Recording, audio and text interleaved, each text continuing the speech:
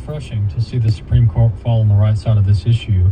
And to your point, monumental. Really, it's gonna there's gonna have to be some follow up litigation to really actually break down the bureaucratic state, because we're gonna have to pick apart a lot of this stuff piece by piece. But that needs to happen. And really, Representative, this should be a good day, not just for you and me and for people who care about the Constitution and federalism, but it's really a good day for even companies around the country. I mean, companies have been under this bureaucratic regime for decades, and it's exhausting. I mean, these companies spend thousands, millions on lawyers and regulators and everything else that is just extra constitutional. They should be celebrating too. I mean, this is a good ruling for a lot of people across the political spectrum. Representative Ivory. Yeah, can you hear me okay? Yep. Okay, sorry about that. I can hear you fine. Hey, let me ask you about the number. Yeah, go ahead, get your feedback, and then we'll move on to the next topic. Yeah, I was just going to say, Walker, the number is trillions. The study that comes out of Competitive Enterprise Institute is that the regulatory burden on companies in the United States is $2 trillion a year. It would be the 7th or 8th largest economy in the world, just the regulatory burden that companies face from federal regulation. Wow. Yeah, that's astonishing. So yeah, that should cause corporate America and small businesses to be celebrating today, and I'm sure they are, especially those in HR and the legal departments. Hey, Representative Ivory, I want to move on to protecting children. You've been leading on this issue in Utah in recent years, and this has been a theme in multiple states around the country, a really good theme. As far as protecting children, not just on the internet, we've got a legislation that addresses that, but also in libraries, public libraries and school libraries. So bring us up to speed on where Utah is on the issue of protecting children when it comes to books and libraries. Yeah, right. End of 2021, I had a bunch of moms and grandmas come to me and they said, hey, there's pornography in our schools. I said, no, get out of here, you're crazy. They said, no, you need to see what this is. And we met, and they had these binders, Walker, that were, a foot thick of materials in K-12 public schools. And to give you an idea, it's material that I can't read on the air. We can't show it on TV. You can't read it in a school board meeting or legislative meetings of adults because it's too indecent and pornographic. And yet they keep it in the schools for the children. And so 2022, we passed a bill, House Bill 374, that deals with get this criminally indecent and pornographic material out of the schools. And Walker, the pushback that we got was unbelievable. They said, oh, this is Hitler, you're banning books, you're burning books, as if having reasonable limits on the type of indecent pornographic material that you can't even show in meetings of adults is somehow a bad thing. It's amazing. They try to push Common Core in the schools without any common decency, and we're putting common decency back into our public schools. Yeah, this is, to your point, the level of pushback that comes sometimes with these issues is quite astonishing and shocking. And it's one of those where you look around and you think, who can be against this, right? Protecting children from illegal pornographic content. And there are unfortunately some people that are okay with this stuff. So this is law now in Utah. So you guys are protecting young people in libraries. You're able to remove these books. Representative Ivory, let me let you address this argument, and this is an argument that many people on the left make, and they to your point, they say you're banning books and things like that, which it's true, but it's the way they're framing it is they're framing it like we're tyrants, like we're authoritarian tyrants. But the reality is, Representative, correct me if I'm wrong, but the reality is somebody's got to be the referee of which books are in these libraries. I mean, it's not the Wild Wild West, right? Yeah, I mean, they act like we shouldn't have limits on on anything for children. So I guess we get rid of limits on when kids can drive, when they can drink, when they can smoke, when we send them to war. We got limits on when they can use a tanning bed or a meat slicer, for Pete's sakes. and we know scientific, true story, right? Yeah. We know scientifically that pornographic material actually harms and negatively affects the development of their brain physiologically, let alone the social, emotional, family development. We know that the harms are just across the board, especially with young people. And so to say that somehow this is banning, and they even go hyperbolic and say it's burning books, well, heavens no. We have limits to protect the health of children. Maybe we should extend the argument and say, let's do away with kiddie pools and just throw kids in the deep end, whether they know how to swim or not. There's a great story, Walker. Corrie ten Boom, right? In Nazi Germany, she was out with her father. Father was a watchmaker. He's out getting parts and things, and they're out getting all these things. They're riding the train back. She had this great relationship with her father. And as they're riding back, she just, out of the blue, blurts out to her father. She says, "Daddy, what is sex?" And he just clams up on her, and she's kind of confused by that because they had this really good relationship, and doesn't talk to her the whole way back. They get to the destination. He says, "Corrie, would you pick up my case and carry that for me?" She reaches down to pick it up. She says, "Daddy, I can't. It's too heavy." He says, "That's right. Some things are too heavy for children. And as adults, we carry those for them until they're older and they can carry them for themselves." To think that we need to sexualize the environment in public school when we also know that data tells us sexualize an environment, you're going to have more sexual abuse, you're going to have more sexual activity. And those are things that are too heavy for children that we as adults protect children, period. And it's extremely disappointing that teachers' unions and even superintendents and others won't step up to protect children from things we know scientifically are harmful to them. Yeah, that's right. And this is a furtherance of the agenda that removes all barriers and, in the name of liberation, permits very, very indecent and immoral things. So we got to get the guardrails back up on our society to protect children. So, hey, Representative Ivory, hey, thanks so much for coming on. Appreciate your work there in Utah. My pleasure, guys. Keep up the good work. All right, thanks so much. That's Representative Ken Ivory. He's out of the state of Utah. He's the state rep there. Hey, I wanted to end that interview with a couple minutes left because we got a ruling out of the Supreme Court just coming up within the last hour. This is the first I've seen this, and I don't know. I haven't done exhaustive research on this. I'm sure Abe will probably touch on it in the 5 o'clock hour. But the Supreme Court has ruled on the presidential immunity case. Supreme Court, this was one of the final cases pending before them that they had yet released. It's actually unusual for the Supreme Court to carry their session on into July, but they did. Let's see. Supreme Court sends Trump immunity case back to the lower court. Let's see, I'm getting mixed reviews here. 6-3, former president has absolute immunity for his official acts, which should be expected, right? I mean, to go against that would be a shock to the system. Sotomayor, of course, loses her cool. She says president is now a king. I guess that includes Biden, right? From what I'm reading, this is a pretty good ruling. I can't say it's an absolutely great ruling because I haven't read it. Sometimes you have these nuanced rulings.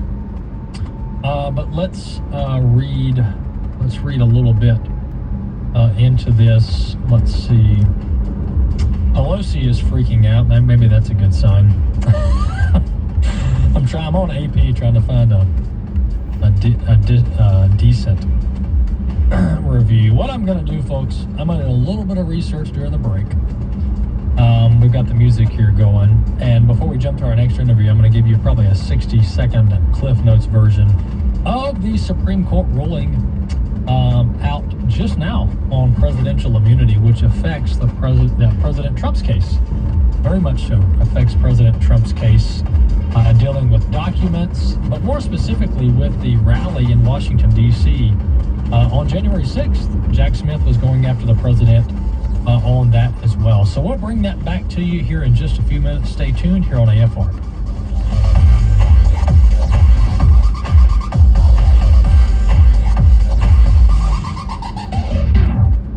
The American Family Association's mission is to inform, equip, and activate individuals to strengthen the moral foundations of our culture.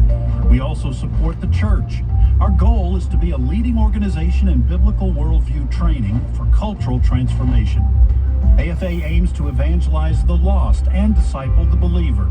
We aim to strengthen biblical marriages and equip parents to raise godly children. Thank you for standing with the American Family Association. When you hear this is American Family News.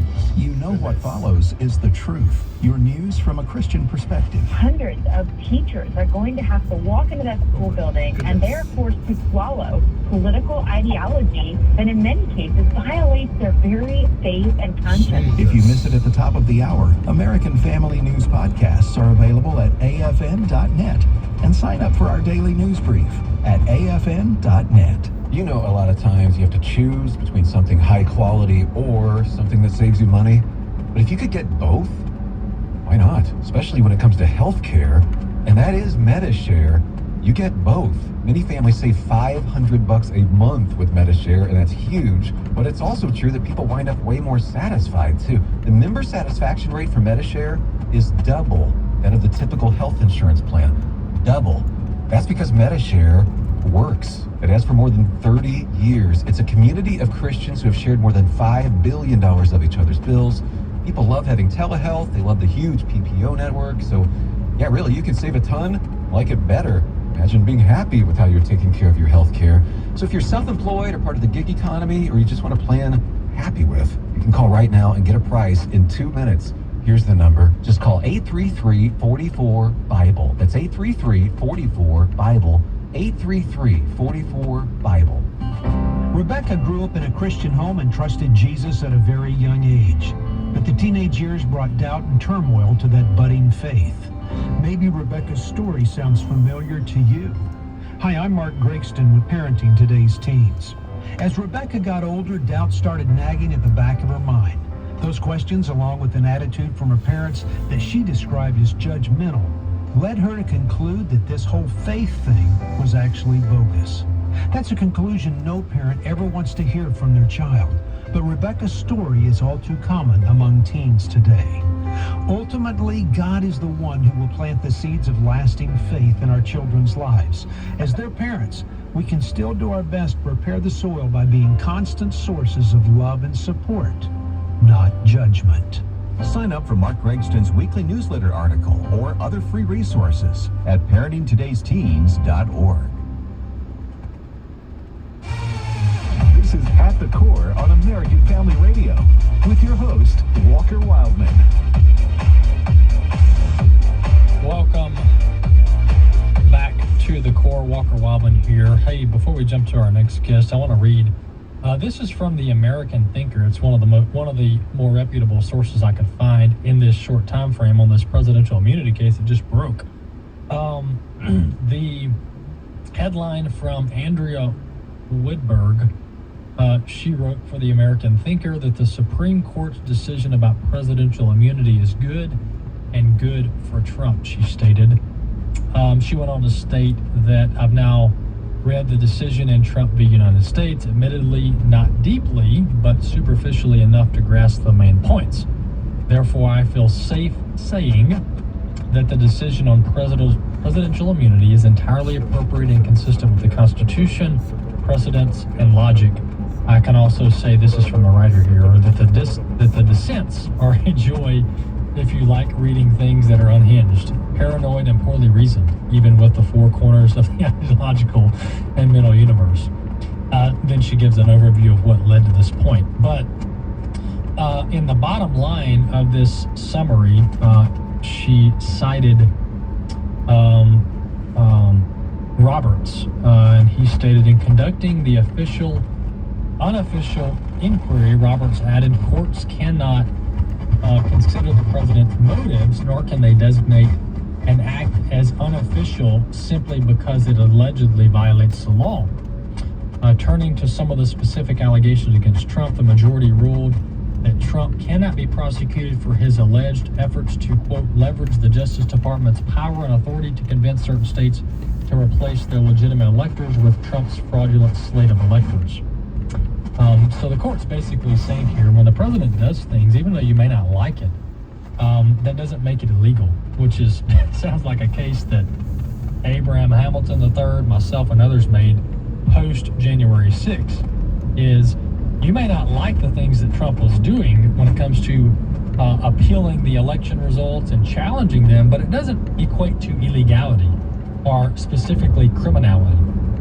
So that's the point there. Just because you don't like it doesn't mean that it's illegal. What the Democrats try to do is they try to make everything that they don't like illegal. But that's just not the case. There's a lot of things in life, folks, that we don't like, but that doesn't make them criminal.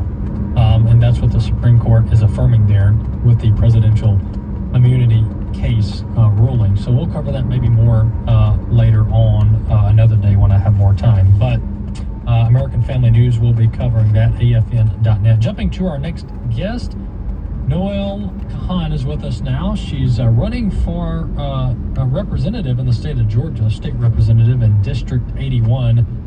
She's also been working on what's been called the Church Response Guide, and it really gives churches step-by-step answers and to how to handle the issue of transgenderism, because this is unfortunately an issue that a lot of young people are dealing with, and as a result of that, young people within the church are dealing with this, and pastors and church leaders need to be ready, willing, and able to help young people that are confused. So we have Noelle on with us now. Hey, Noelle, welcome to the Core.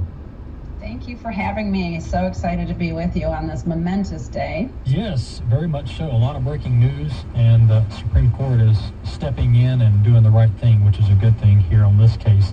Noelle, let me ask you this. Before we jump into this Church Response Guide, which is very, very fascinating and useful, and I'm not going to say one of a kind, but I haven't seen a lot of things like this targeting churches. But you're running for District 81 in Georgia. Tell us about that race. Sure. So it's State House District 81. It is about less than an hour, depending on traffic, from Atlanta southeast, and it's a majority Republican district. So I've been successful in our primary here just this past May, and the next election is obviously November 5th. So I'll be running against a Democrat in that race. So it's super important for our district to get behind all the Republican candidates in November. I'm a constitutional conservative, have been my whole life. John Birch Society member, Madison Forum, love everything that Rick Green does. I've been a grassroots leader in the community. Been with our GOP for many years, from precinct chair all the way down to Republican candidate elect for this election cycle. But we've got a lot of enthusiasm in our district. Well, speaking of enthusiasm, before we jump to this this guide that I want to talk about, what are you seeing on the ground? Because there's mixed reviews and mixed reports on what the polling is and whether the Democrats have more enthusiasm or Republicans. You know, some people say they're just exhausted with the whole political thing, and I can understand that. But what are you seeing more detailed on the ground as far as voters and enthusiasm and turnout? Yes, well, we've had so many requests for Trump signs this year. We have a lot of GOP organizations in the state that already have their Trump signs out and have had their Trump signs out. A lot of people in my district have never taken their Trump signs and flags down. Some of them have crossed out Pence, but they've kept up their signs. So we have, I'd say, the biggest enthusiasm behind Trump in our district and frankly across Georgia. I've got some people sending me texts of the next t-shirt they're buying says, "I identify as non-binary." That's creative. I'm gonna have to get one myself. Yeah, that's pretty good. I gotta say, that's pretty good. Hey, let's talk about this church response guide. This is something you guys have put out. It's called the Church Transgender Response Guide, equipping churches to respond to the transgender trend. Talk into this. What made you guys come up with this?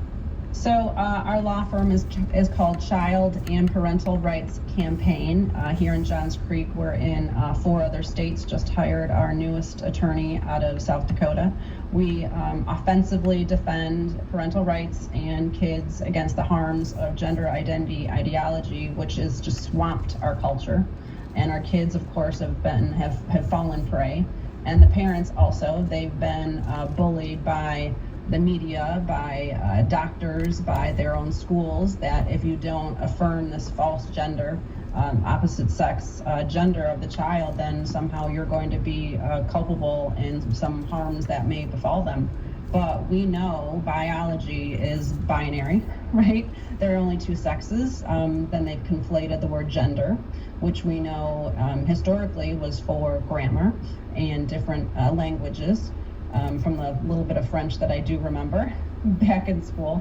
But we really, we call this a guide, so it's a church transgender response guide, and you can get it on our website at childparentrights.org for a small fee download or have one delivered to your home. But it's really a call to action. So it's a guide, we call it a guide, of course, but it's a call to action to the church to get off the sidelines, to inoculate their leadership, their church officials, your main pastors, your board, so they can inoculate the parents. If you've seen or heard of Dr. Miriam Grossman's book, the parental trauma that's been happening, whether you're a parent, newly going through this, or the parents of the detransitioners, that my heart just breaks for what they've had to go through. They supported their